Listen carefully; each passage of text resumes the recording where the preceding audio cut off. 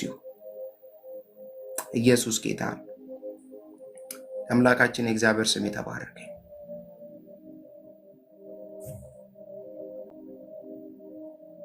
ሃሌሉያ። ዛሬ አንድ ዘጸአት መጽሐፍ ላይ ያለን ቃል አንስተን ምን ያክል ሰይጣን ከእግዚአብሔር ጋር ያለንን ፌሎሺፕ፣ ከእግዚአብሔር ጋር ያለንን ግንኙነት፣ ከእግዚአብሔር ጋር ያለንን ህብረት መምታት እንደሚፈልግ አብረን እናያለን። ዛሬ ለእናንተ ላካፍላችሁ፣ ዛሬ ለእናንተ ልነግራችሁ ያሰብኩበት ሐሳብ እንደው የትምህርቴን ርዕስ የፈርዖን መንፈስ በሚል ነው ላስተምራችሁ ያሰብኩት፣ ወይም ደግሞ በውስጥ ያስለውን ሐሳብ ላካፍላችሁ የፈለኩት የፈርዖን መንፈስ። ኢየሱስ ጌታ ነው። ይኸውላችሁ በብሉይ ኪዳን ሰይጣን በተለያዩ መንግስታት ላይ በተለያዩ ግለሰቦች ላይ ስፍራውን እየቀያየረ ቦታውን እየቀያየረ ለረጅም ዘመናት ምን ሰርቷል ስንል የእግዚአብሔርን ሕዝብ ማድከም፣ የእግዚአብሔርን ሕዝብ ማድከም፣ የእግዚአብሔር ሕዝብ እንደሚገባ እግዚአብሔርን እንዳይከተል፣ እንደሚገባ ለእግዚአብሔር ሰሚት ሆኖ እንዳይገዛ፣ እንደሚገባ እግዚአብሔርን እንዳያመልክ አሁን አይደለም ከዘፍጥረት ጀምሮ ከኤደን ገነት ጀምሮ ያኔ ጥንት ሰይጣን ብዙ ስራዎችን መስራት ጀምሯል።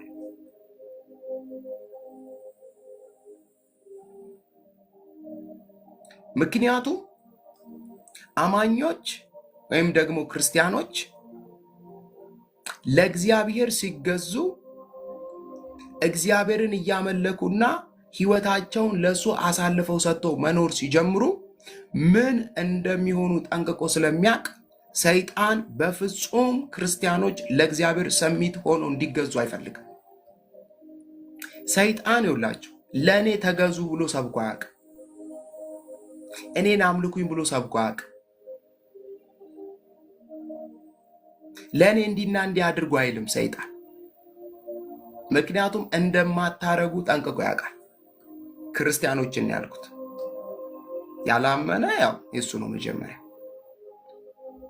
ታዲያ ክርስቲያኖች ወይም ደግሞ አማኞች እንዲያስቡ የሚፈልገው ነገር ምንድን ነው? በህይወታቸው እንዲሆን የሚፈልገው ነገር ምንድን ነው? እነሱን ማድከም በተቻለው አቅም። አንድ አባባል አለ፣ እቺ ባቄላ ካደረች አትቆረጠምም የሚባል አባባል አለ። እቺ ባቄላ ካደረች አትቆረጠምም። የጨለማው ዓለም ላይ ከፍ እያለ ፖዚሽናችሁ ሲመጣ እሱም ኃይሉን ከፍ እያደረገ ነው የሚመጣው። ጋይስ በደንብ ስሙ። በመንፈሳዊ ዓለም ላይ መነቃቃታችሁ፣ ለእግዚአብሔር ያላችሁ ፍቅር፣ ለመንፈሳዊ ነገር ያላችሁ እንቅስቃሴ እየጨመረ ሲመጣ ጠላት ያን ያክል ውጊያውን እየጨመረ ነው የሚመጣው። እናንተን እንዴትና በምን መልኩ ማስቆም እንዳለበት ሁልጊዜ ፕላን ያደርጋል።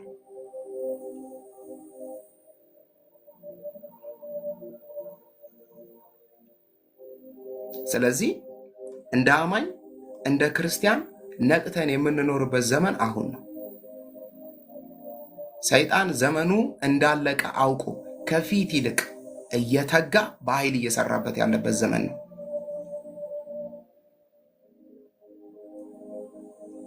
ክብር ለእግዚአብሔር ይሁን። በዘጸአት መጽሐፍ ምዕራፍ 5 ከቁጥር 1 እስከ 2 ያለውን እናነብና ከዛ በኋላ ሌሎች የእግዚአብሔር ቃል ክፍሎችን እየነካን እናያለን። የፈርዖን መንፈስ ምንድነው? የፈርዖን መንፈስ ምንድነው? የፈርዖን መንፈስስ የሚያደርገው? ያን ጊዜ ፈርዖኖቹ ላይ ነበር የሚሰራው። ዛሬ ግን እነሱ ላይ ይሰራ የነበረው ስፒሪት ዛሬ ማየሩ ላይ አለ። ፈርዖኖቹ ላይ ይሰራ የነበረው የጨለማው ዓለም ፈርዖኖቹ ቦዲያቸው አካላቸው በህይወት የለም እንጂ ስፒሪቱ አለ። ዘመናትን ተሻግሮ እስካሁን ድረስ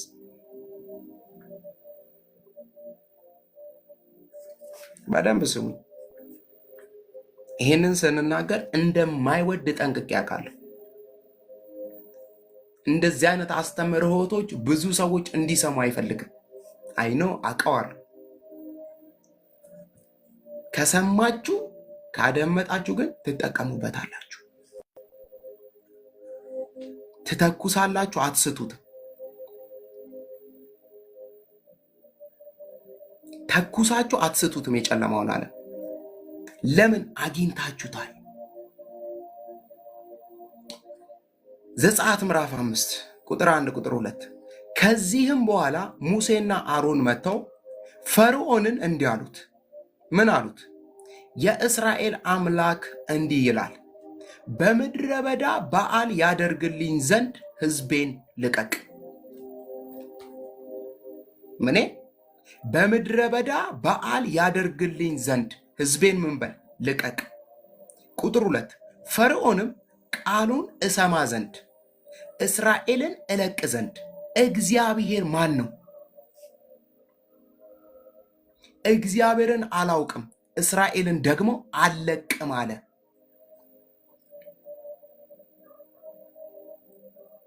ኢየሱስ ጌታ ነው። አያችሁ፣ እግዚአብሔር በነ አሮንና በነ ሙሴ በኩል ወደ ፈርዖን መጣና መልእክትን ላከ። ምን በል? ያመልከኝና ያገለግለኝ ዘንድ ወይም ደግሞ በዓል ያደርግ ዘንድ። አሁን አንተ ጋር ያለው ይሄ ህዝብ ያንተ አይደለም የኔ ነው። ስለዚህ ምን በል? ልቀቀው፣ መልስልኝ። ፈርዖን ደግሞ ቃሉን ሰማ ዘንድ እስራኤልን ደግሞ እለቅ ዘንድ፣ ቃሉን ሰማ ዘንድ እስራኤልን ደግሞ እለቅ ዘንድ እግዚአብሔር ማን ነው? ስለዚህ እግዚአብሔርንም አላውቅም ህዝቡንም አለቅ። ይኸውላችሁ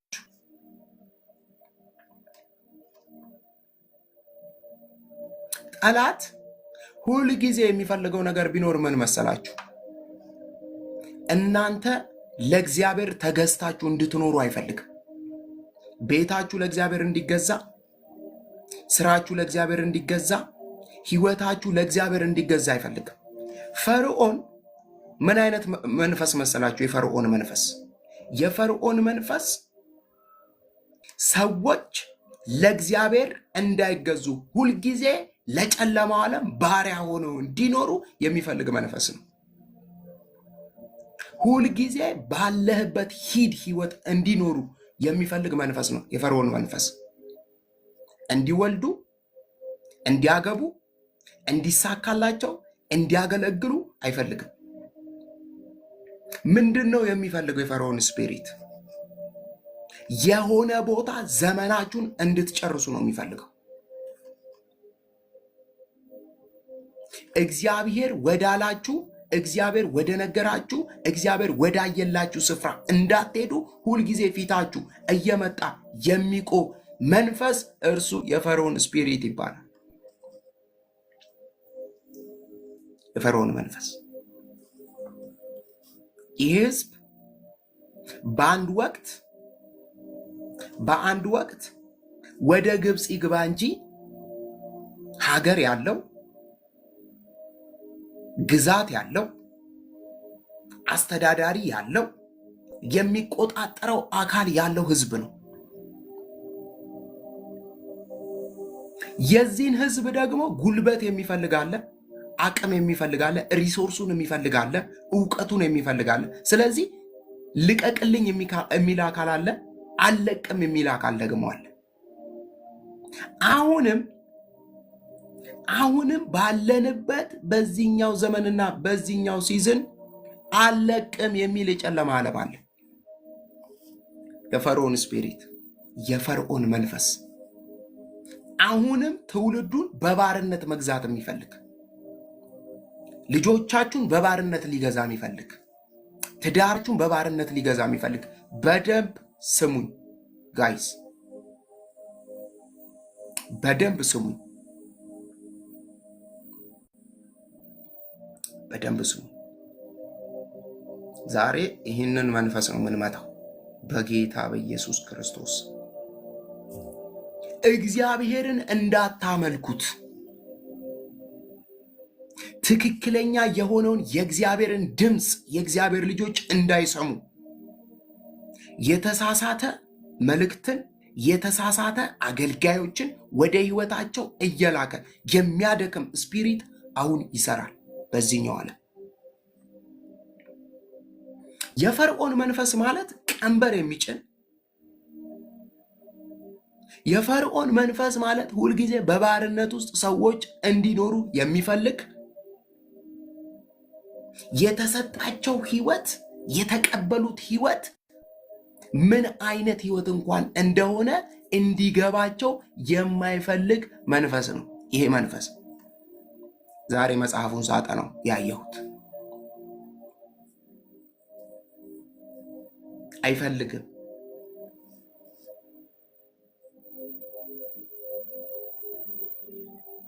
ኢየሱስ ጌታ ነው። አይፈልግም። ስለዚህ የመጀመሪያ ደረጃ አልለቅም ነው ያለው። ይሄንን ህዝብ አልለቅም፣ የኔ ነው።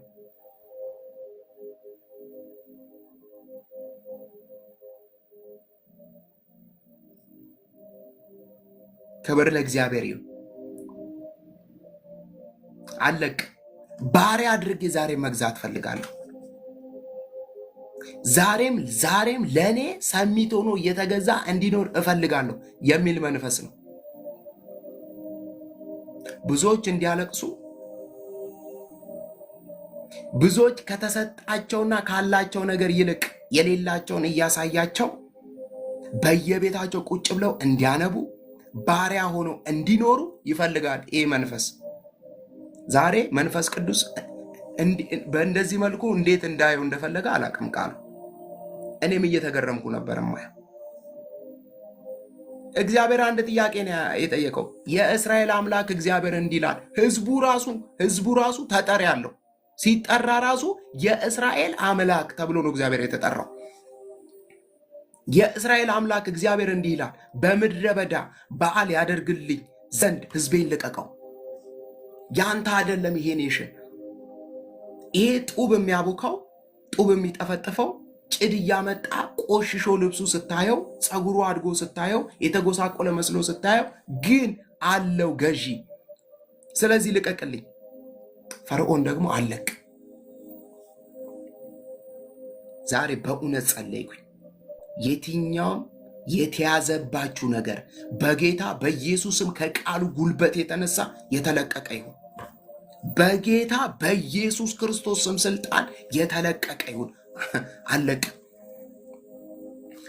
አንዳንዱ እኮ ነገሩን ማን እንዲያዘበት፣ እንዴት እንዲያዘበት፣ ቤት እንዴት የያዘበት እንኳን አያውቅም። አየህ፣ ለካ አንድ ስፒሪት አለ። ምን የሚል አለቅም የሚል መጽሐፍ ቅዱስ ላይ ታስታውሱ እንደሆነ ጌታ ኢየሱስ ክርስቶስን በደንብ ስሙኝ።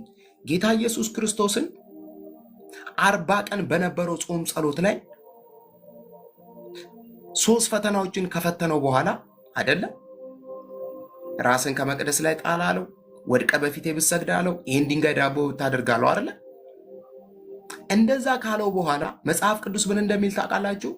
ዲያብሎስም ሰይጣንም ኢየሱስን ለጥቂት ጊዜ ትቶት ሄደ። እስከ መጨረሻው ትቶት ሄደ አይልም። እንኳን እኔና እናንተ ኢየሱስን ምን አለ? ለጥቂት ጊዜ ትቶት ሄደ። ምን ማለት ነው? ለጥቂት ጊዜ ትቶት ሄደ። ተመልሶ ደግሞ ማሊያ ቀይሮ ሊያጠቃው ነው። በቤተሰቡ መጥቶበታል። በጴጥሮስ መጥቶበታል። በይሁዳ መጥቶበታል። በጣም በብዙ አቅጣጫ ሰይጣን ማሊያ እየቀያየረ ኢየሱስን ሲፈትነው ነበር። ኢየሱስ ግን አንድም ቦታ ነጥብ አልጣለለትም። አንድም ቦታ ነጥብ አልጣለለትም። ይኸውላችሁ ዛሬም ያ መንፈስ ስፍራ እየቀያየረ ይሰራል። ለምሳሌ የኤልዛቤል ስፒሪት ቅባት ያለባቸውን ሰዎች እያደነ የሚጥል መንፈስ ነው። ጥሪ ያለባቸው እግዚአብሔር የመረጣቸው እግዚአብሔር የለያቸውን ሰዎች እነሱን እየተከታተለ ማጥቃት ስራው የኤልዛቤል ስፒሪት ነው። የደሊላ ስፒሪት፣ ደሊላ ግለሰብ ነች። ይሰራባት የነበረው ስፒሪቱ ነው። ደሊላ ሞታለች፣ ስፒሪቱ ግን አለ አሁንም። ኤልዛቤል ሞታለች፣ ስፒሪቱ አሁንም አለ። ራእይ መጽሐፍ ላይ ሄዱና አንብቡት። ስለ ኤልዛቤል አንደኛዋ አብያተ ክርስቲያናት ላይ ከተጻፈላት ደብዳቤ ውስጥ አንዷ በኤልዛቤል ስፒሪት አገልጋዮቿ ወድቀዋል።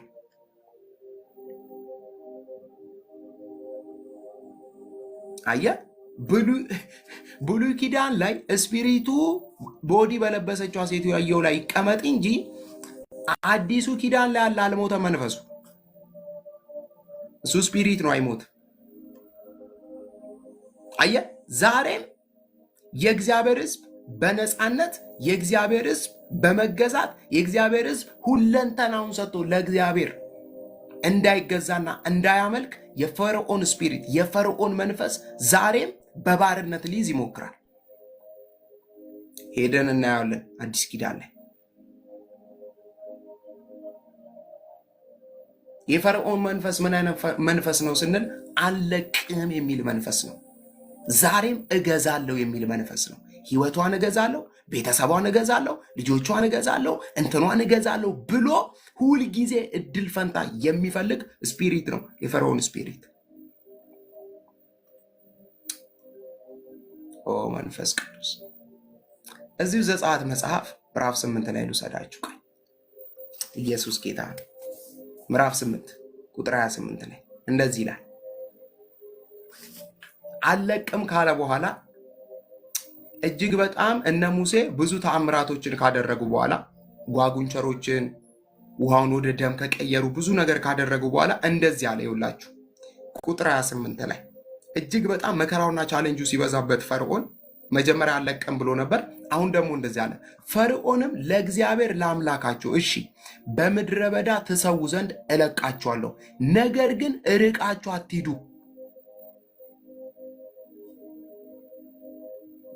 ሰው አለ ለእግዚአብሔር ተገዙ፣ ግን ምን አትበሉ፣ ርቃችሁ አትሂዱ።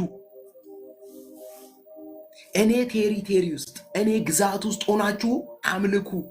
ይሄ እግዚአብሔር ለምትሉት ተገዙለት፣ ግን የቱ ነው? አሁንም እኔ ስር ሁኑ፣ እኔ ስር ሁኑ። ኢየሱስ ጌታ ነው። እኔ ስር ሁኑ። አየ ቅድም ብያችኋለሁ። ሰይጣን የትኛውንም ድራማ የሚመስል ሃይማኖታዊ ስርዓት አይፈራም። ብቻ ከሱ ቴሪቴሪ አትጡለት። ብቻ እሱ ያለበት ኢንቫይሮንመንት ጋር ብቻ ተቀመጡለት እንጂ ሌላ ምንም አይነት መንፈሳዊ እንቅስቃሴ ብታደርጉ ጉዳዩ አይደለም። እሱ ፈርዖን ምን አለ? ታመልካላችሁ፣ መልሳችሁ ግን ለእኔ ትሰራላችሁ። ገብቷችኋል? ታመልካላችሁ፣ መልሳችሁ ለእኔ ትሰራላችሁ። ሙሴ ግን ቁጥር 29 ላይ እንደዚህ አለ። ይውላችሁ ሙሴ እነሆ ከአንተ ዘንድ እወጣለሁ፣ የዝንብንም መንጎች ከፈርዖን ከባሪያዎቹ ከሕዝቡ ነገድ እንዲሄዱ ወደ እግዚአብሔር እጸልያለሁ። ነገር ግን ለእግዚአብሔር ይሰዋ ዘንድ ሕዝቡን እንዳይለቅ ፈርዖን እንደገና እንዳያታለን አለ።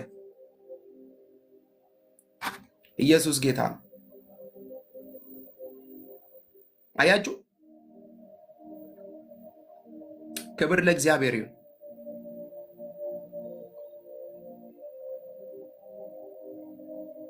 የፈርዖን ስፒሪት ርቃችሁ ሄዳችሁ ከልብ እግዚአብሔርን እንዳታምልኩት፣ ከልብ ለእግዚአብሔር እንዳትገዙ፣ ሁለንተናችሁ ለእግዚአብሔር እንዳትሰጡ የሚቃወም መንፈስ ነው። ዛሬ በጌታ በኢየሱስም አናቱ የተወጋ ይሁን። በጌታ በኢየሱስም ከህይወታችን ላይ ስራው የፈረሰ ይሁን። ለእግዚአብሔር ሁሉ ነገራችሁን እንዳትሰጡ፣ በፍጹም ልባችሁ፣ በፍጹም ነፍሳችሁ፣ በፍጹም ኃይላችሁ እግዚአብሔርን እንዳትከተሉ የሚዋጋ ስፒሪት ነው የፈርዖን መንፈስ።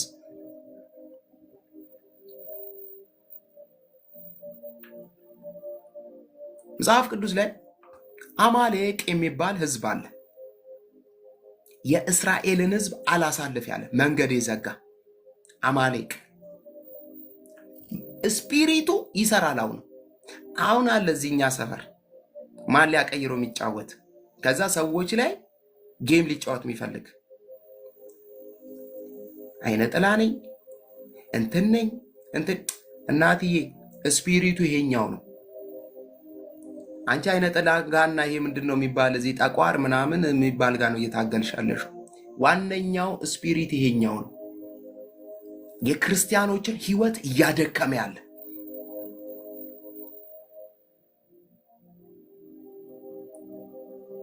በክርስቶስ ኢየሱስ ያገኙትን ነገር እንዳያውቁ፣ እንዳይመለከቱ፣ በሰማይ የተዘጋጀላቸው ነገር እንዳያዩ። ምክንያቱም ርቃችሁ አትሂዱ የሚላቸው ለምን መሰላችሁ? ወደ ተነገራችሁ የተስፋ ቃል አትሂዱ፣ እኔ ጋር ቆዩ፣ እኔ ጋር ያለው ይሻላችኋል እያላቸው ነው።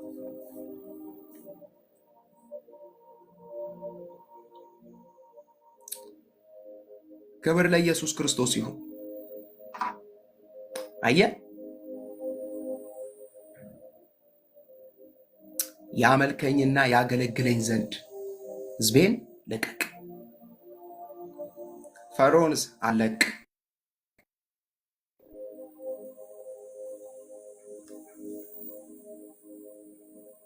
ሃሌሉያ ሃሌሉያ።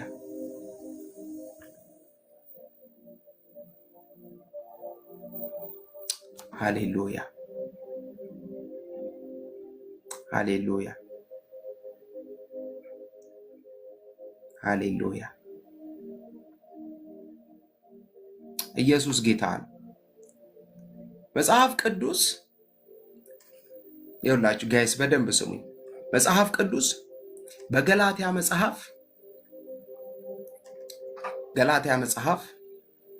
ምዕራፍ 5 ላይ እንደዚህ የሚል ቃል አለ። ይኸውላችሁ ይሄን መንፈስ ዛሬ አግኝቼዋለሁ። ክብር ለኢየሱስ ይሁን። ምዕራፍ 5 ቁጥር 1 ላይ እንደዚህ የሚል ቃል አለ። በደንብ ስሙኝ። በነፃነት ልንኖር ክርስቶስ ነፃ ወጣን። እንግዲህ ጸንታችሁ ቁሙ፣ እንደገና በባርነት ቀንበር አትያዙ። ይሄንን ጳውሎስ እያወራ ያለው በክርስቶስ ኢየሱስ ላመኑ ቅዱሳን ነው። ምን አላቸው? በነፃነት ልንኖር ክርስቶስ ነፃ ወጣን። እንግዲህ ጸንታችሁ ቁሙ፣ እንደገና በባርነት ቀንበር አትያዙ።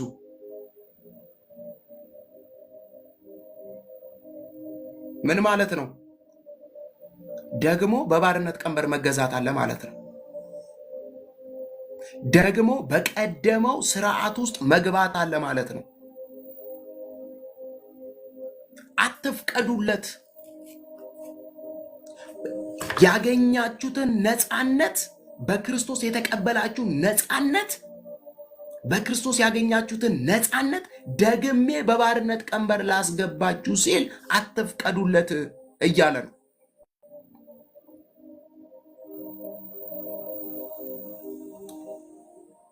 አንቺ እኮ ክርስቲያን ነሽ፣ ግን እኮ ይሄን ነገር ማድረግ አለብሽ። አንቺ እኮ ክርስቲያን ነሽ፣ ልክ ነሽ፣ በጌታ ነሽ፣ ግን ይሄ ነገር እኮ አለብሽ ሲሉሽ አትቀበይ ያለሽ። እዚህ ክፍል ላይ ገላትያ መጽሐፍ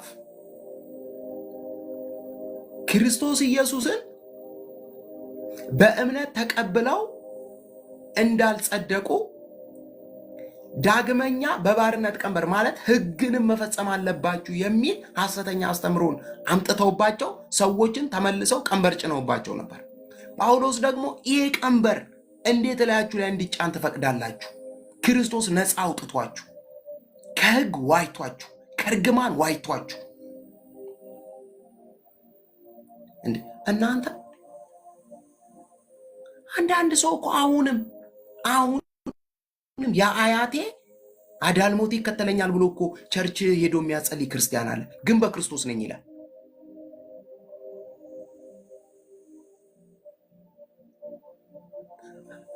አይ ይዋጋኛል። ምንድን ነው የሚዋጋሽ?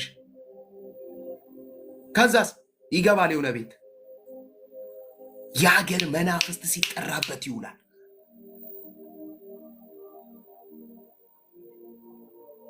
አየ የፈርዖን መንፈስ ያልሆንከውን ሆነሃል ነው የሚልህ። የሌለብህን አለብህ ይልሃል። ይመጣና ገና ርቀ አትሄድም፣ እዚህ ነህ፣ ገና እዚህ እኔ ስር ነህ ይልሃል። ይመጣና አሁንም እኔ ስር ነህ።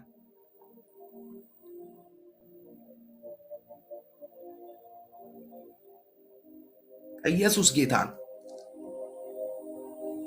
አየ በመጽሐፍ ቅዱስ በነፃነት እንድንኖር ክርስቶስ ነፃ ወጣን። ኦሬዲ ነፃ ወጥተናል።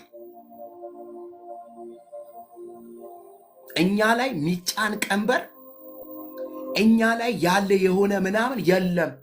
ክርስቶስ ሁሉን አስወግዶታል። ታዲያ ምንድነው ህይወቴን እየመጣ እያስፈራራ ያለው?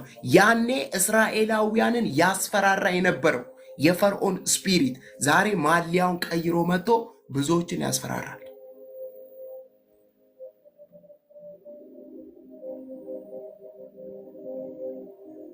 እግዚአብሔርን ወርሺፕ ከማድረግ ይልቅ እግዚአብሔርን በመለኮትነቱ ከማመስገን ይልቅ አንዳንድ ሰው አጋንንት ሰይጣን ሲባል በቃ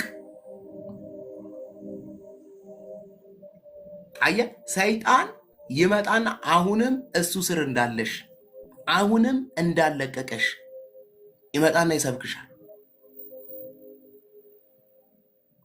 ተይ ተይ ርቀሽ አትሂጂ ይልሻል። እግዚአብሔር ደግሞ ምን ይፈልጋል?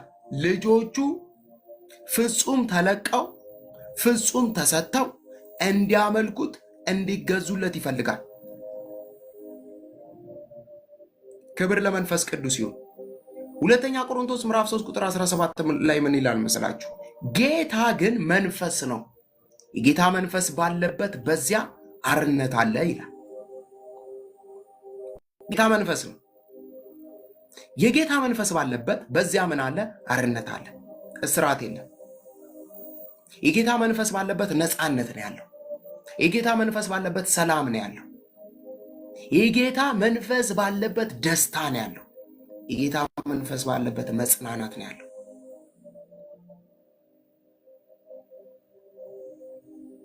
አየ የፈርዖን ስፒሪት ምን ይላል? የፈርዖን መንፈስ ገና አልጨረስክም፣ ገና አልደረስክም፣ ገና አልጸደቅክም፣ ገና ለመጽደቅ የምታሟላቸው ኳሪኩለሞች አሉ፣ ገና አልዳንክም፣ ገና የዘላለም ሕይወት አላገኘህም፣ እንደዚህና እንደዚህ ስላደረክ እግዚአብሔር ጠልቶሃል፣ እግዚአብሔር ጠልቶሻል፣ አንተ የኔ ነህ። በቃ የፈርዖን መንፈስ የኔ ነው የሚል መንፈስ ነው። የኔ ነው፣ ለኔ ነው የሚገዛው፣ ህይወቱ የኔ ነው፣ ብሩ የኔ ነው፣ ልጆቹ የኔ ናቸው፣ ትዳሩ የኔ ነው የሚል መንፈስ ነው።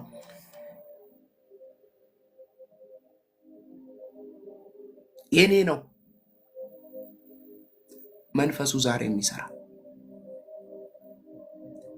ነፃነት የማይሰማችሁ ሰዎች አላችሁ። አሁንም በሆነ የሰይጣን ተጽዕኖ ስር ያላችሁ የሚመስላችሁ ሰዎች አላችሁ። የምትፈሩ ሰዎች አላችሁ። ቢዝነሴን ሰይጣን እንዲህ ያደረገው ነው፣ መንገዴን ሰይጣን እንዲህ ያደረገው ነው፣ አገልግሎቴን ሰይጣንን ለሰይጣን እውቅና እየሰጣችሁ ያላችሁ ሰዎች ዛሬ ነገራችኋለሁ። ይሄ የፈርዖን መንፈስ ነው። ገላትያ መጽሐፍ ምዕራፍ 5 ቁጥር 13 ላይ ሁላችሁ እዛው ወረድ ብላችሁ ስታነቡ እንደዚህ ይላል፣ ወንድሞች ሆይ እናንተ ለአርነት ተጠርታችኋል። ወንድሞች ሆይ እናንተ ለአርነት ተጠርታችኋል። ብቻ አርነታችሁ ለስጋ ምክንያት አይስጥ፣ ነገር ግን በፍቅር እርስ በርሳችሁ እንደ ባሪያዎች ሁኑ። ምን አለ? የመጀመሪያው ላይ ወንድሞች ሆይ እናንተ ለአርነት ተጠርታችኋል። ወደ ክርስቶስ የመጣችሁት ለባርነት ሳይሆን ለነፃነት ነው።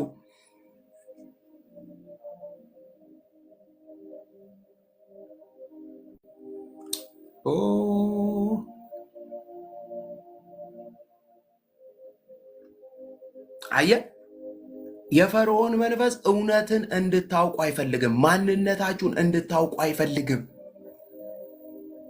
የዳናችሁበት መዳን ምን ያክል ውስጡ የከበረ እንደሆነ እንድታውቁ አይፈልግም። አሁንም የጎዶሎነት ስፒሪት እንዲሰማችሁ ይፈልጋል። ጎዶሎ የሆናችሁ የሆነ የጎደለ የጥያቄ ምልክት በሕይወታችሁ እንዲኖር ይፈልጋል።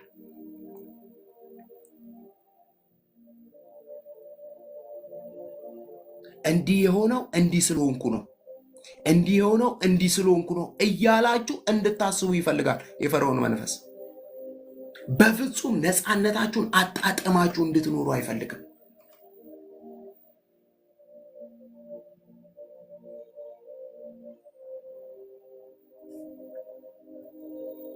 እኔ ብዙ ሰው አጋጥሞኛል በእውነት። መች ነው የምታመሰግኘው?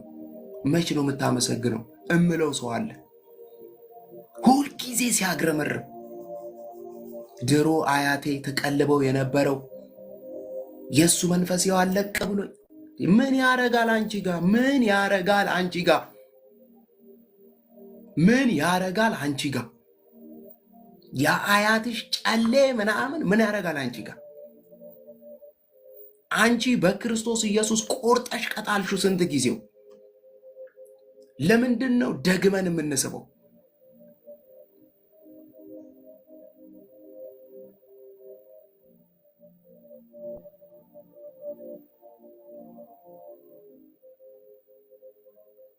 ይውላችሁ ሰይጣን ከእናንተ የሚፈልገው ምንም አይደለም። ከእናንተ የሚፈልገው ሐሳባችሁን ብቻ ነው። ማይንዳችሁን ብቻ ነው የሚፈልገው እሱ ከእናንተ። ሐሳባችሁን አገኘ ማለት አበቃ። ሰይጣን አእምሮአችሁ ውስጥ ያለውን አያውቅም፣ ልባችሁ ውስጥ ያለውን አያውቅም፣ መንፈሳችሁ ውስጥ ያለውን አያውቅም። ሰይጣን ከአንደበታችሁ እስክታወጡ ብቻ ይጠብቃል። እሱን አካል ለማልበስ ይተጋል።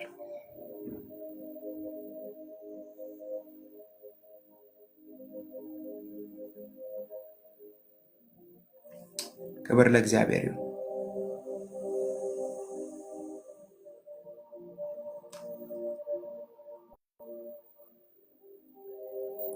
ዋው መንፈስ ቅዱስ አሜን ነው።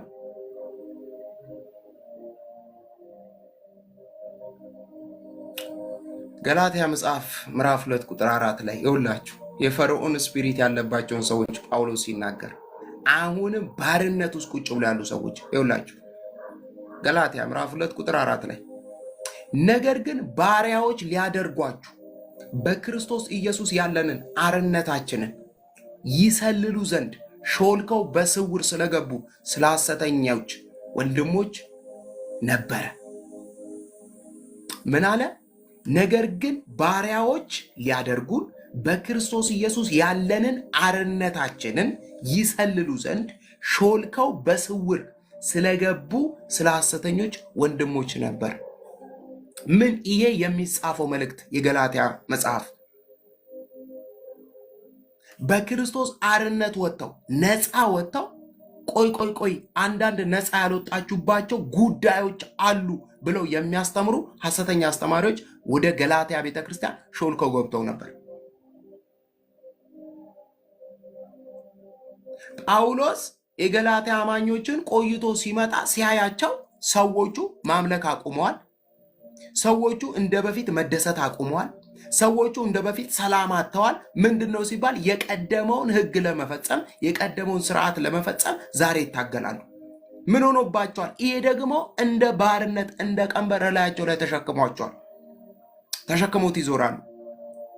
ይህንን ቀንበር ደግሞ ገላትያ መጽሐፍ ምዕራፍ 5 ላይ ሄደን ስናነባው ቁጥር 1 ላይ ምን አለ? በነፃነት እኮ ልንኖር ክርስቶስ ነፃ አወጣን። እናንተ ሰዎች ምን እየሆናችሁ ነው አላቸው ጳውሎስ። ምን እየሆንሽ ነው እህቴ? ምን እየሆንክ ነው ወንድሜ? ወንጌል ቀንበር ሊያሸክምህ አይደለም ወደ አንተ የመጣው። ወንጌል ቀንበርን ከላይ ላይ ሊያነሳልህ ነው። ሸክምን ከላይ ላይ ሊያነሳልህ ነው አይደል? ማቴዎስ ወንጌል ላይ እናንተ ደካሞች ሸክም የከበዳችሁ ኑ ወደ እኔም አሳርፋችኋለሁ። እግዚአብሔር እኔን የጠራኝ በክርስቶስ ሊያሳርፈኝ ነው እንጂ ደግሞ እኔ ላይ ባርነትን ሊጭን፣ ደግሞ እኔ ላይ ቀንበር ሊጭን፣ ደግሞ እኔ ላይ እስራትን ሊጭን አይደለም። እግዚአብሔር ሙሴንና አሮንን ወደ እስራኤል ሲልክ፣ ወደ ግብፅ ሲልክ እስራኤልን ነፃ ሊያወጣ እስራኤል ላይ እኮ ቀንበር ሊጭን አይደለም። የተጫነባቸውን ቀንበር ከላያቸው ላይ አንከባሎ ወደ ተነገራቸው ስፍራ ለማድረስ ነው። ፈርዖን ግን ምን ይላል? አልለቅም።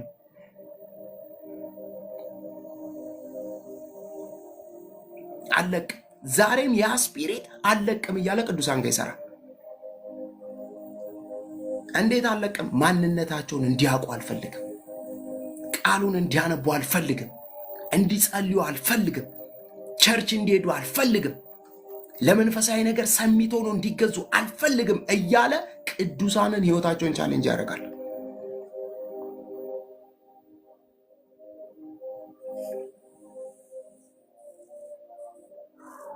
ቸርች እንዳትሄጂ ሃፒታይትሽን እየዘጋ ከሆነ የእግዚአብሔርን ቃል እንዳታነቢ ሃፒታይትሽን እየዘጋ ከሆነ መዝሙር ከምትሰሚ ይልቅ ፌዝና ቀልድ እንድትሰሚ ልብሽ ውስጥ ሐሳቦችን እያመጣ ከሆነ ሰምቲንግ የፈርዖን ስፒሪት እየተጠጋሽ ነው። ርዕሱን የሰጠሁት እንዳትረሱት ነው። እንዳትረሱት ነው። ከዝማሬ ይልቅ የእግዚአብሔርን ቃል ከማንበብ ይልቅ ቸርች ከመሄድ ይልቅ ወርሺፕ ከማድረግ ይልቅ ወንድሞች በተሰበሰቡበት ቦታ ቁጭ ብለሽ ፌሎሺፕ እንዳታደርጊ ሐሳብሽን ወደ ሌላ ነገር የሚወስድ ከሆነ እሱ የፈርዖን መንፈስ ነው። አሜን ነው። ኢየሱስ ክርስቶስ ለዘላለም ጌታ ነው። አየህ፣ የፈርዖን መንፈስ እንድታመልኪ አይፈልግም። ለእግዚአብሔር እንድትገዢ አይፈልግም። ወርሺፕ እንድታቀርቢ አይፈልግም። እና ብታግረመርሚ ምርጫው ነው። ብታለቅሺ ምርጫው ነው። ቸርች ባትሄጂ ምርጫው ነው። ደስ ይለዋል። ባትጸልይ ምርጫው ነው። የእግዚአብሔርን ድምፅ ባትሰሚ ምርጫው ነው። ከቅዱሳን ጋር ፌሎሺፕ ባታደርጊ ምርጫው ነው። የሆነች እህት ጋር የሆነ ወንድም ጋር ደውለ ወይ ደውለሽ ጸልይልኝ ልጸልይልህ እንዳቲ ይሄ ምርጫው ነው። ደስታው ነው።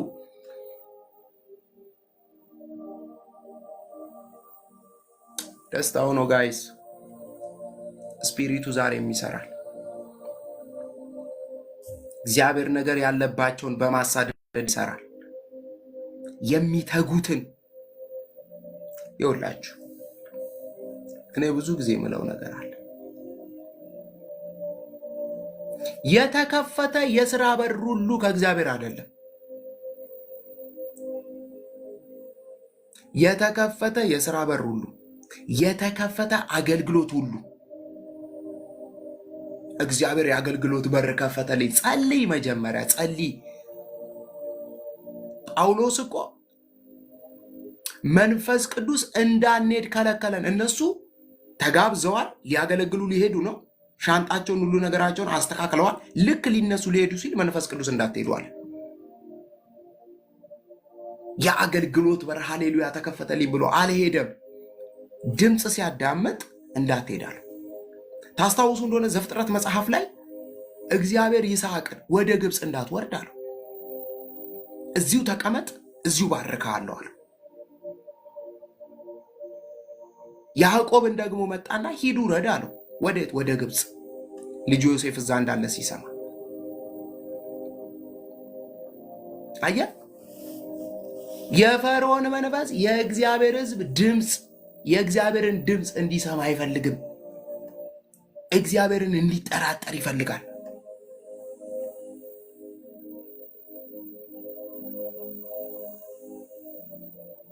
ለእግዚአብሔር ነገር በጣም ፎከስ እንዲያደርጉ አይፈልግም።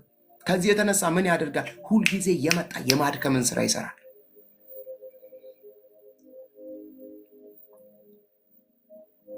በእውነት ነው የምላችሁ፣ የሆነ መንፈሳዊ ፓርታችሁ ላይ ድካም እየተሰማችሁ ከመጣ እውነቴ ነው የምላችሁ፣ ቆማችሁ የፈርዖን ስፒሪት በጌታ በኢየሱስ ስም እጅህን ከመንፈሳዊ ህይወቴ ላይ አንሳ ብላችሁ ነው ልትጸልዩ የሚገባው።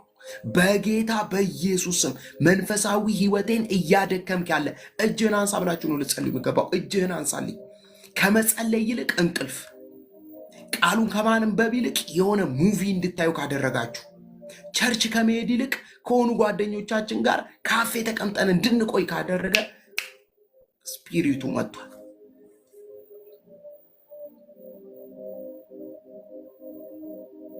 ኢየሱስ ጌታ ነው። መንቃት ይሁንልን። አሜን። እኔ ብያቸዋለሁ፣ ሰይጣን ትንቢት አይፈራም። ደግሜ ነው የምናገረው። እኔ ትንቢት እናገራለሁ እኮ ጋይስ፣ አገለግላለሁ። እንደማይፈራ ግን አውቃለሁ። ትንቢት አይፈራም ሰይጣን። ይልቁኑ ይኸውላችሁ ትንቢት በደንብ ስሙኝሽ። ይህንንም ትንቢት የባሰ ለጠላት ተጋላጭ ያደርጋቸዋል። አንድ እማትጸልዩ ከሆነ እደግመዋለሁ፣ ትንቢት ተነግሯችሁ እማትጸልዩ ከሆነ በተነገራችሁ ትንቢት ላይ እማትተጉ ከሆነ በጸሎት ለጠላት ታርጌት ነው የምትሆኑት። ምን ማለት ነው? ምን ማለት ነው?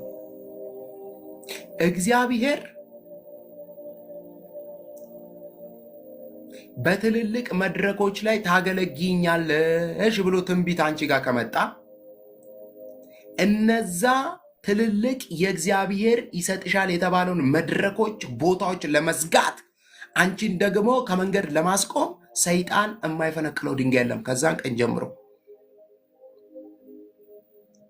መጽሐፍ ቅዱስ ከብሉይ ኪዳን እስከ አዲስ ኪዳን ስታጠኑ እግዚአብሔር ለአገልግሎት የጠራቸውን ሰዎች ከተጠሩበት ቀን ጀምሮ ሰይጣን እግር በእግር እየተከታተለ ከመንገድ ሊያስወጣቸው የማይሞክረው ሙከራ የማይፈነቅለው ድንጋይ አልነበረም። ዮሴፍ ጋር በወንድሞቹ መጥቷል፣ በደሊላ መጥቷል፣ እስር ቤት ውስጥ ፈተናዎችን ይዞ መጥቷል። ማነች? በጲጢፋራ ሚስት። ሳምሶን ጋር ስትመጡ በደሊላ መጥቷል። ዳዊት ጋር መጥቷል። ያልመጣ እንዳይመስላችሁ መጥቷል። ማነች? በኦሪዮን ባለቤት በኩል መጥቷል። አብርሃም ጋር መጥቷል። በማን? በአጋር በኩል። የእግዚአብሔር ነገር እናንተ ጋር በፕሮፌሲ ከመጣ በኋላ ሰይጣን እዛ ነገር ጋር እንዳትደርሱ እንዳትጸልዩ ይፈልጋል፣ እንዳታምኑ ይፈልጋል። ያንን ነገር በተስፋ እንዳትጠብቁት ይፈልጋል። ስለዚህ በተቻለው አቅም ይተጋል። ታዲያ ሰይጣን ምንድን ነው የማይፈልገው ነገር? እግዚአብሔርን እንድታመልኩት፣ እግዚአብሔርን እንድታገለግሉት፣ እግዚአብሔርን እንዳትከተሉት በከፍተኛ ትጋት ይሰራል። ቅዱስ ከሆነው ከእግዚአብሔር ቃል ጋር እንዳትገናኙ፣ እንዳትውሉ ይሰራል። ለዚህ ነው እግዚአብሔር ሁልጊዜ አንዳንድ ጉዳዮችን ከህይወታችሁ ላይ ቀንሱ የሚለው። ቀንስ፣ ሶሻል ሚዲያ ቀንስ፣ ብዙ ወዳጆች ካለ ቀንስ። እግዚአብሔር ቀንሱ ቀንሱ ቀንሱ ሲል ለራሳችን ጥቅም ነው። ብቻችሁን እፈልጋችኋለሁ ሲል ለራሳችን ጥቅም ነው።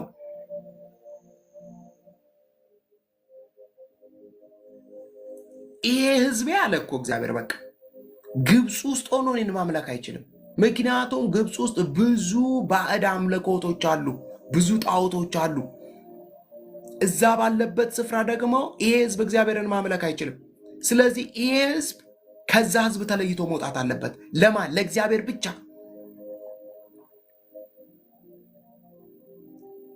እግዚአብሔር ለእግዚአብሔር ብቻ የተለየ ህዝብ ነው። ስለዚህ ከሆኑ ማህበረሰቦች ከሆነ ሶሳይቲ ተለይቶ መውጣት አለበት። አያችሁ፣ የእግዚአብሔርን ድምፅ እንዳትሰሙ፣ ራእይ እንዳትቀበሉ፣ ወደ ተነገረላችሁ የተስፋ ቃል እንዳትደርሱ ሰይጣን መጠቀም ያለበትን መሳሪያ በጠቅላላ ይጠቀም። ባልሽን ሊጠቀም ይችላል። ልጅ ሊጠቀም ይችላል። የሥራ ባልደረባዎችን ሊጠቀም ይችላል። በጨመራችሁ ቁጥር እሱም እየጨመረ ነው የሚመጣው። እግዚአብሔር ምስክሬን ነው የምላችሁ። ስለዚህ ያለሽ አማራጭ ምንድን ነው? አንቺ መጨመር ነው። በጸሎት መጨመር፣ በጾም መጨመር፣ ቃል በማንበብ መጨመር፣ ጽድቅ ያለበትን የእግዚአብሔርን ቃል በመስማት መጨመር። ያለሽ አማራጭ መጨመር ነው። መድከም የሚባል ነገር መንፈሳዊ ዓለም ላይ አይሰራም።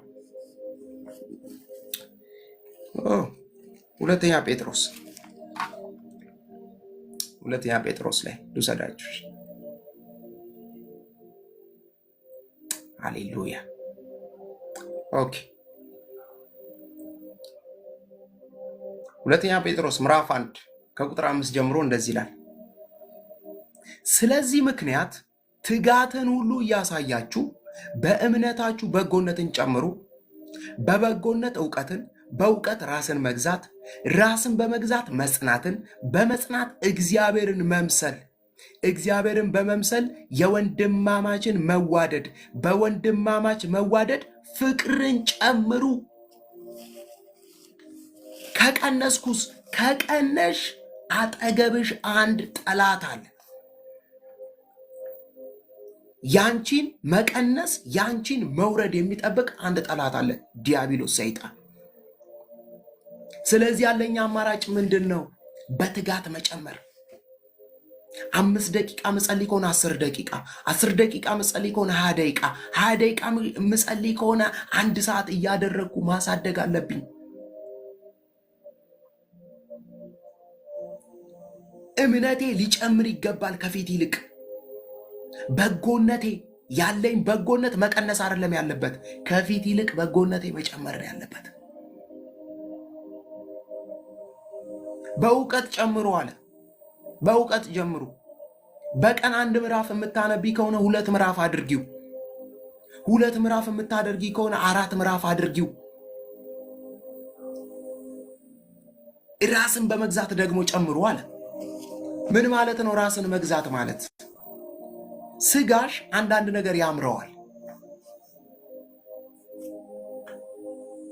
ስጋሽ ወይ ቀልድ ይፈልጋል፣ ወይ እንቅልፍ ይፈልጋል፣ ወይ ደግሞ የሆነ ቦታ ሄዶ መዝናናት ይፈልጋል። ያን ጊዜ ራስሽን ግዢ። ሰው እኮ በዚህ ዘመን በጣም ያቃተው ነገር ቢኖር ራሱን መግዛት ነው። ተው ማለት ለራሱ፣ እረፍ ማለት ለራሱ አቅቶታል። ጌች ረፍ፣ ይህን ጉዳይ ማድረግ የለብህም። ጌች እዚህ ስፍራ መቀመጥ የለብህም። ጌች ይሄ አንተ ቦታ አይደለም ብዬ ራሴን ልገዛ ይገባል። አየ፣ ራስን በመግዛት ጽና አለ። ለምን መሰላችሁ? ጽና የሚለው ራስን መግዛት እጅግ በጣም አደገኛ ነገር ስለሆነ እግዚአብሔር ምስክሬ፣ ሰው ራሱን ቢገዛ እኮ መንግስት ያርፋል። ሰው ራሱን ቢገዛ መንግስት ያርፋል። ጦርነት አይኖርም፣ ሰላም ነበር የሚሆነው ባላችሁበት ሀገር ላይ። ሰው እጅግ በጣም የሚከብደው ነገር ምን እንደሆነ ታውቃላችሁ? ራሱን መግዛት ያቅተዋል ሰው። አንድ ጊዜ አንድ ጥናት ወጣና አንድ ቪዲዮ ተለቆ ውጭው ዓለም ላይ አሜሪካን ሀገር ነውና እራት ሲበሉ ህፃናቶቹ ልጆች ጭምር ስልክ ይዘው ነው እራት የሚበሉት። በዚህኛው ስልክ ይጎረጉራሉ፣ በዚህ ይበላሉ። እና አባት አንድ ቀን የሁሉንም ስልክ ከእጃቸው ላይ ነጠቀና ሰበሰበና አስቀመጠና ራት ቀረበ። በሉ ራት ብሉ ተባለ። እንዴት ራት ይብሉ ልጆቹ? እንዴት ራት ይብሉ? እንዴት ይራት ይብሉ? ለካ ስልኩን እያዩ ነው ሞግረስ የሚችሉት ልጆቹ። ስልኩ ካልተሰጠን በፍጹም ልንበላው አንችልም አሉ። በቃ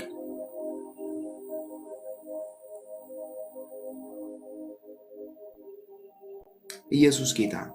አየህ፣ አንዳንድ ጉዳዮች ላይ ራሳችንን ልንገዛ ግዴታችን ነው።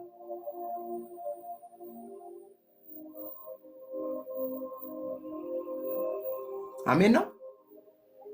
ራሳችንን ልንገዛ፣ ራሳችንን ሰሚት ልናደርግ፣ አንዳንድ ሰዎችን ላናገኝ፣ አንዳንድ ሰዎች ጋር ላንሄድ፣ አንዳንድ ሰዎች ጋር ገብተን ላንውል ራሳችንን ልንገዛ ይገባል። አየህ፣ በመጽናት እግዚአብሔርን መምሰል አለቀጠለን። ምን ማለት ነው እግዚአብሔርን መምሰል? ሁልጊዜ እግዚአብሔራዊ የሆኑ ባህሪዎች እኛ ላይ ሊታዩ ይገባል። ቴንኪው ፋሲካይ። ራሳችንን መግዛት፣ ራሳችንን መግዛት ከጀመረን እግዚአብሔር ምስክሬ ነው የምላችሁ የክርስቶስ ባህሪ እላያችን ላይ መታየት ይጀምራል። የክርስቶስ ሕይወት እላያችን ላይ መታየት ይጀምራል። አየህ፣ እግዚአብሔርን በመምሰል የወንድማማችን መዋደድ፣ በወንድማማች መዋደድ ደግሞ ፍቅርን ጨምሩ። አየህ፣ የፈርዖን መንፈስ እንደነዚህ ላሉ ነገሮች እንድትገዛ አይፈልግም። እንዴ አከረርሽው እኮ አንቺ ብቻ ነሽ እንዴ ክርስቲያን? እነ ከሌን አታይም እንዴ? አየሩ እኮ የላጠላጥ ነው። አየሩ እኮ ጊዜው እኮ የጥፍ ነው። እጥፍ ብለሽ ነው እንጂ መስራት ያለብሽ። እዴ እነ ከሌ የሰሩትን ቤት አታይም እንዴ? እነ ከሌ የሰሩትን የገዙትን መኪና አታይም እንዴ? እከሌ የምትነዳውን የምታደርገውን ጫማ አታይም እንዴ? እና አንቺ ግን መንፈሳዊ ነገር እያልሽ ለእግዚአብሔር ብቻ ተለይቻለሁ እያልሽ በጣም እኮ ፋራ ሆነሻል፣ በጣም ይቀርሻል እያለ ይመጣና ይሰብክሻል። እና ነይ እኔ ጋ። ዓለም ደግሞ ሰፊ ነው ግብዣዋ፣ አማራጫው ብዙ ነው። አየህ፣ ስፒሪቱ እዛኛው ዓለም ላይ ይሰራል። ናና እኔ ጋ አለ ሁሉ ነገር። ርቃ አትሂድ፣ ርቃ አታምልክ። ከኔ ተለይተ እግዚአብሔርን አታምልክ። ኢየሱስ ጌታ ነው። አየህ፣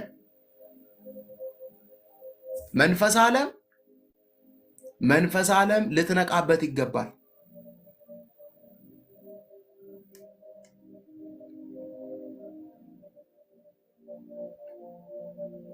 መንፈስ ዓለም ልትነቃበት ይገባል። ለምንድን ነው እግዚአብሔር ሆይ አልኩኝ? ምን ማለት ነው ይሄ ሰው እያለቅም የሚለው? መጽሐፉን እያነበብኩ ለምንድን ነው አለቅም የሚለው? ለምንድን ነው እኔ ጋር ይሁኑ የሚለው? ደግሞ ፈቀደላቸው እኮ። በቃ ርቃችሁ አትሂዱ ግን አምልኩ አላቸው። ርቃችሁ አትሂዱ ምን አትበሉ ግን አምልኩ።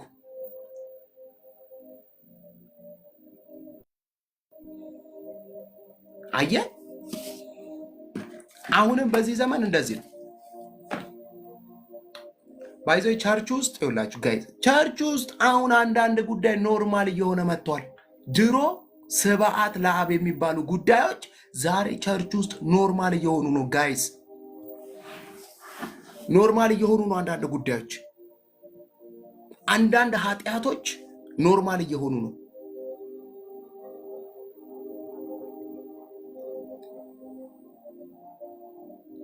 አንዳንድ ጉዳዮች ኖርማል እየሆኑ ነው።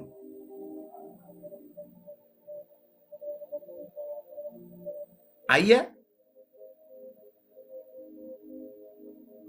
እንደ ቤታችን እንዲሰማን እያደረገች ነው ይቺ ዓለም። እንደ ቤታችሁ ይሰማችሁ። ይሄ ሁሉ የዘረጋሁት ሲስተም ለእናንተ ነው። ፈታ በሉበት፣ ዘና በሉበት እያለ ሰዎችን እያመጣች እየጨመረች ነው። ጳውሎስ እንደዚህ ብሏል፣ እኛ ሀገራችን በላይ በሰማይ ነው። ሀገራችን እዚህ ምድር አይደለም። ሀገራችን በላይ በሰማይ ነው። እዚህ ምድር ላይ እንሰራለን፣ እንተጋለን። እጅግ በጣም ቅዱሳን በስራ በትጋት መጨመር አለባቸው። ግን ሀገራቸው በላይ በሰማይ ነው።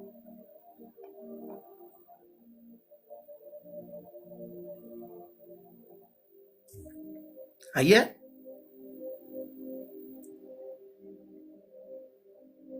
ርቀህ እንድትሄድ አይፈልግም። ከዘፈኑ ዓለም ርቀህ እንድትሄድ፣ ከኃጢአቱ ርቀህ እንድትሄድ፣ ከአንዳንድ እግዚአብሔር ከማይከብርባቸው ህይወቶች ርቀን እንዳንሄድ አይፈልግም ሰይጣን። አትሊስት ቆይ ትንሽ። ለምን ቆይ? ገና ነሽስ።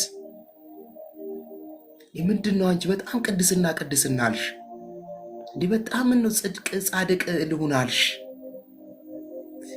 ተይ ተይ ቆይ እያለ ሊያባብልሽ ይፈልጋል። ኖ ኖ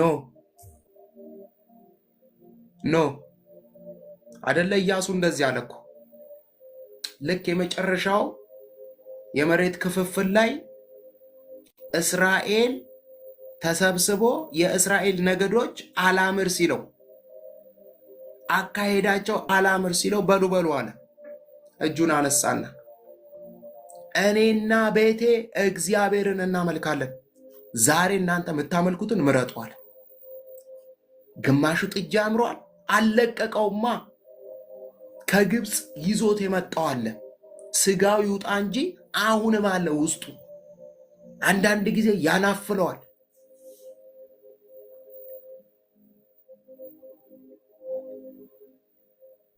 እንዴ አረ ጋይስ፣ አንዳንዱ ማይል ይመስላል ልክ የሆነ ሰው ቢራ አዞ ጠርሙሷ ውስጥ ሲጨምር ብርጭቋ ውስጥ እግዚአብሔር ኮንዶችን ነገር መጽሐፍ ቅዱስ ላይ ፈቅዶ አርት ቢሆን እያለ እኮ የሚቀመጥ ስንት አለ መሰለህ። እንደው እግዚአብሔር ይህችን ነገር እኮ እንደው ፈቅዶልን ቢሆን የሚል ስንት አለ መሰለህ።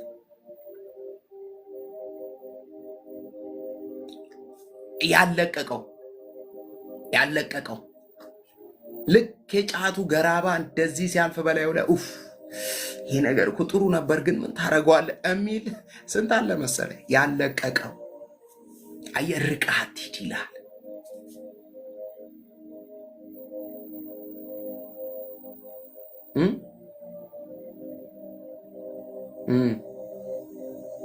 ስንቱ ነው እንደ አንዳንድ እኮ ቸርች አምልኮ ማታ ማታ ቴዲ አፍሮን ታቅፎ የሚተኛ ስንት አለ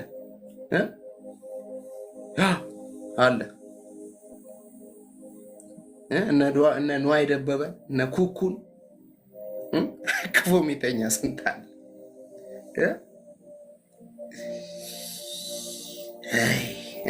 ርቀህ አትሂድ። ፈርዖን አየህ፣ ርቀህ እግዚአብሔርን እንድታመልክ አይፈልግም። ርቀሽ ሄደሽ ከሱ ርቀህ ሄደ ለእግዚአብሔር እንድትገዛ አይፈልግም።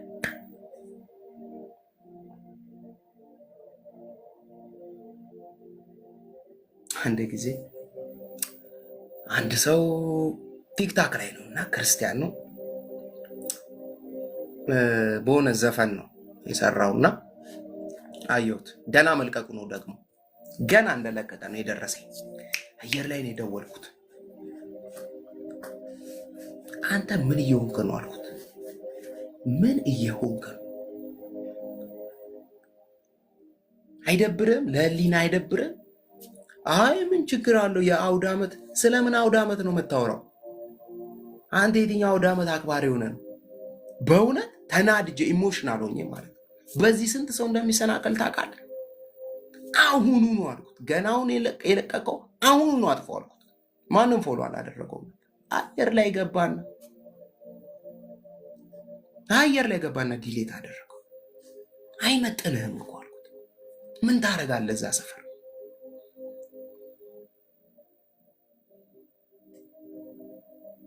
ምን ታደርጋለህ? አየህ፣ ፈርዖንስ ኖርማል ነው። የፈርዖን መንፈስ የሚያወራችሁ ይመጣና አንዳንድ ጉዳዮች ኖርማል ነው፣ ችግር የለውም፣ ኖርማል እኮ ነው። እቺን ብናረግ ምንም ኖርማል ነው፣ ችግር እኮ የለውም፣ ኖርማል ነው። ዘፈን ማዳመጥ፣ አንዳንድ ዘፈኖች እኮ የተሰሩት ለእንትን ነው፣ ለእናት ለአባት ነው። እሷ ያገባን እናትና አባታችንን በህይወት እያሉ እንጦራለን። በዘፈን አይደለም። እኔ እናቴን ማስታውሳት አባቴን ማስታውሰው ነው። የአባቶች ቀን ተብሎ የሆነ ዘፈን ከፍቻ አይደለም እኔ አባቴን ማስታውሰው።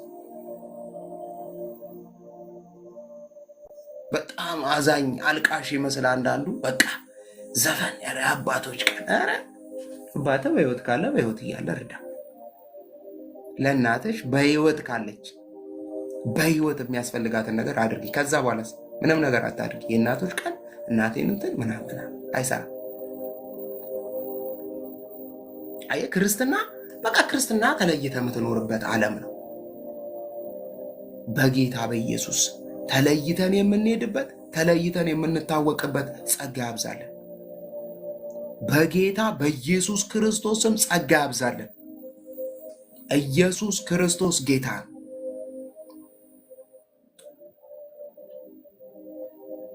አየህ ርቃችሁ እንዳትሄዱ አለ።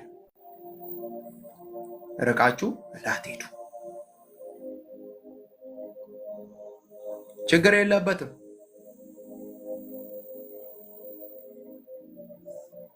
ሰይጣን ችግር የለበትም። ስብከቶችን እንኳን መርጣችሁ ካልሰማችሁ እግዚአብሔር ምስክሬን ነው የምላችሁ ጋይስ። ስብከቶችን መርጣችሁ ካልሰማችሁ የሚነገር የእግዚአብሔር ቃል ከእናንተ ማንነት ጋር ወይም ደግሞ በክርስቶስ ካገኛችሁት ማንነት ጋር የማይሄድ ከሆነ እኔ ነግራችኋለሁ እንዳትሰሙ። እኔ አልሰማም። ምን ማለት ነው? እንደ ጸደቃችሁ እንደ ተቀደሳችሁ ጥበብ እንዳገኛችሁ እንደተዋጃችሁ እርግጠኛ እንዳትሆኑ የሚያደርጓችሁ ኩነኔ ውስጥ ወስዶ የሚጨምራችሁ ስብከቶች ካሉ አትስሙ። ሪጀክት አድርጋችሁ ውጡ። ሮሜ መጽሐፍ ምዕራፍ 8 ቁጥር 1 ላይ ሲናገር በክርስቶስ ኢየሱስ ያሉ አሁን ኩነኔ የለባቸውም ነው የሚለው። መልካም ነገር ስትሰሪ እግዚአብሔር እንደሚወድሽ፣ የሆነ ኃጢአት ስትሰሪ ደግሞ እግዚአብሔር እንደጠላሽ አድርገው የሚሰብኩሽ ሰባኪዎች ካሉ እንዳትሰሙ።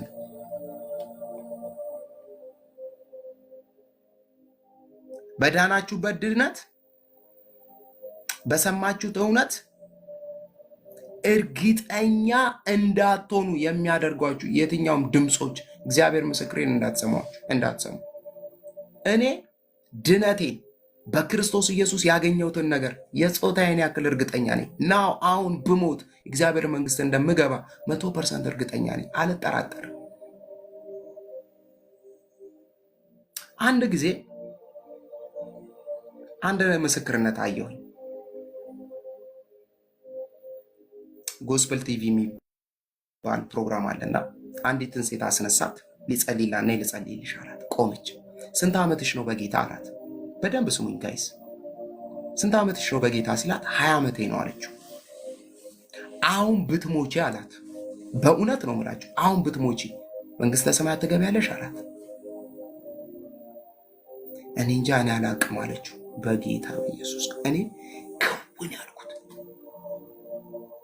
ክውን ያልኩት በእውነት አትሊስት የ2 ዓመት የ3 ዓመት ክርስቲያን ቢሆን እሺ ገና አልበራለትም አልገባውም እላለሁ። 20 ዓመቴ ነው ብላለች። ግን በድነቷ እርግጠኛ አይደለች። መንግስተ ሰማያት ለመግባቷ እርግጠኛ አይደለች። ይሄንን እንድታስብ ያደረገሽ መንፈስ ነው አለና ጸልየላት ጮሆ ለቆጣ።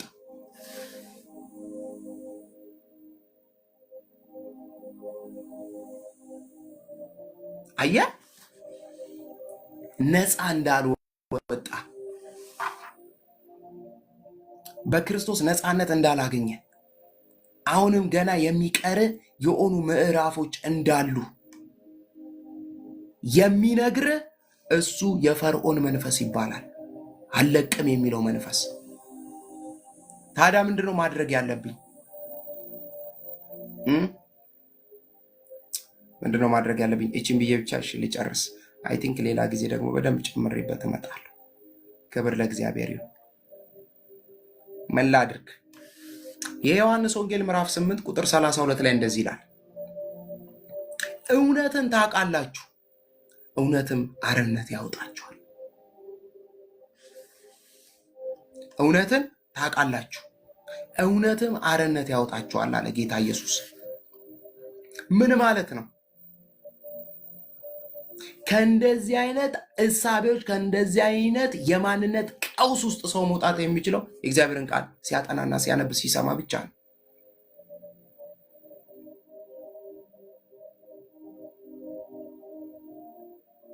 አሜን ነው። ራሱን ከእግዚአብሔር ቃል ያራቀ ራሱን ከእግዚአብሔር ቃል ያሸሸ ሰው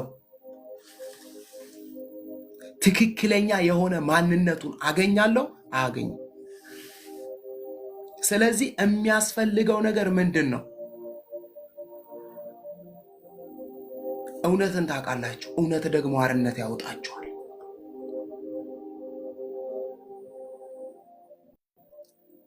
አይ የእግዚአብሔር ቃል ትልቁ ጥቅሙ የእግዚአብሔር ቃል መዶሻ ነው። የእግዚአብሔር ቃል እሳት ነው። የእግዚአብሔር ቃል እንደ ውሃ ነው፣ ያጥባል፣ ገለባውን ይበላል።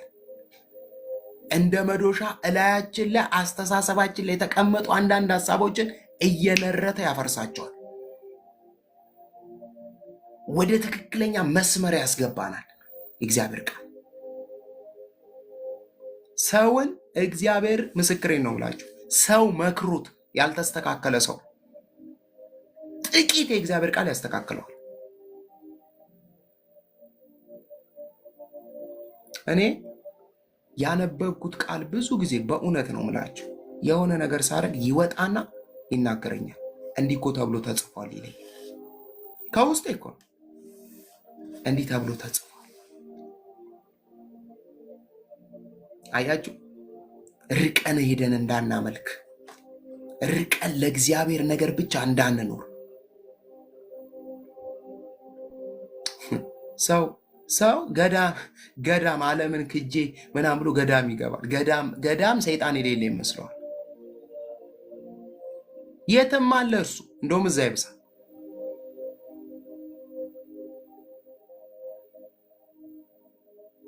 አየ ብቸኛ ነፃ የሚያወጣ ከዛ እግዚአብሔር ቃል ብቻ። የእግዚአብሔር ቃል ረሃባችሁ ይጨምር ጋይስ ፕሊስ። የእግዚአብሔር ቃል ረሃባችሁ ይጨምር።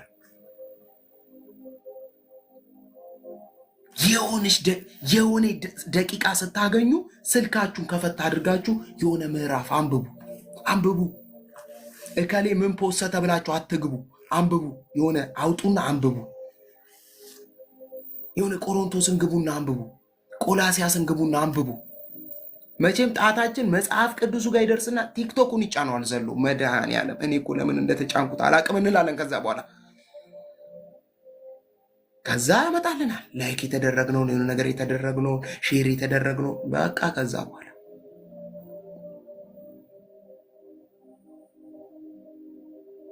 የሆኑ ጥሩ ስብከቶችን ኤርፎን ጆሮአችሁ ላይ ደቅናችሁ ጆሮአችሁ እስኪ ሞቅ ድረስ አዳምጡ። መገለጥን ታገኛላችሁ። ከዛ ውስጥ እሱ ብቻ ነው የሚገላግለው ይህንን ማህበረሰብ። ምክንያቱም መጽሐፍ ቅዱስ ሲናገር ሕዝብ እውቀት ከማጣቱ የተነሳ ጠፋ ነው የሚለው። እውቀት በበዛ ቁጥር የሚድን ሰው፣ እውቀት በበዛ ቁጥር ሌላውን የሚያስመልጥ ሰው እየበዛ ነው የሚመጣው። ፍቅር እውቀት ሲበዛላት፣ ማሚ ሪቾ እውቀት ሲበዛላት፣ ሜርሲ፣ ማርቲ፣ አልሚዬ፣ ምህረት፣ አባይነሽ፣ ፋሲካ እውቀት በበዛላችሁ ቁጥር እኮ እናንተ በራሳችሁ ስንት ሰው አርነት እንደምታወጡ፣ ስንት ሰው ነፃ እንደምታወጡ አይደለም እህቴ አይደለም ወንድሜ ብላችሁ ስንት ሰው እንደምትታደጉ ታች ላይ ያላችሁ ቅዱሳን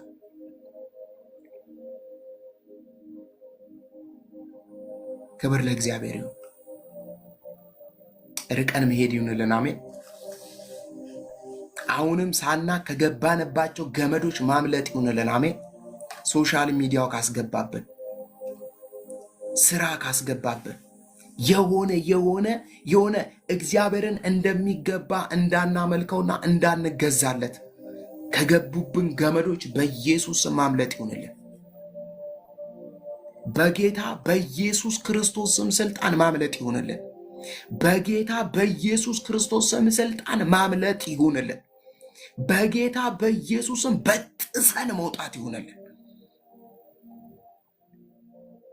እንዴ የፈርዖን መንፈስ ታስታውሳላችሁ አይደል? ለቀቃቸውና ሂዱ እኮ አላቸው። በቃሽ እግዚአብሔር ወደ ነገራችሁ፣ እግዚአብሔር ወዳላችሁ ቦታ ሂዱ።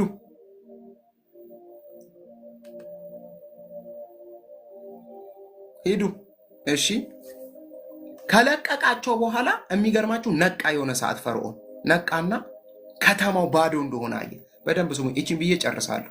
ሜቢ ድል ከሰጠን ሌላ ቀን የነ ኤልዛቤልን የነ ደሊላን ስፒሪቶች አንስተን እንነጋገራለን። ከራቀ በኋላ ምን እየሆንን ነው አለ። ህዝቡ እኮ ጥሎን ሄደ።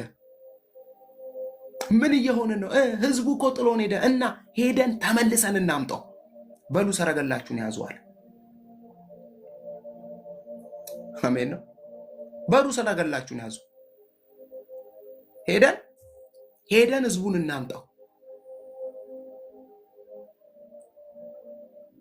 አየ ይከታተላል።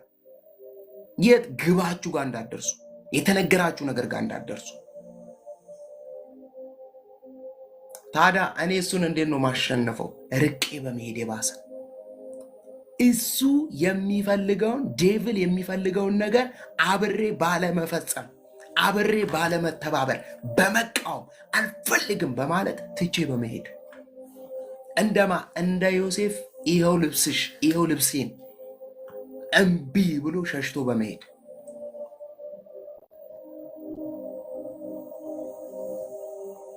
እግዚአብሔር አትቀመጪ ካለሽ አትቀመጪ፣ እግዚአብሔር አትስሚ ካለሽ አትስሚ፣ እግዚአብሔር አትቆይ ካለሽ አትቆይ። በቃ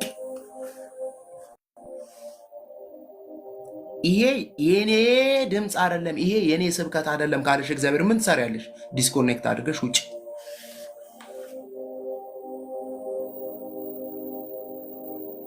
በቃ ውጪ።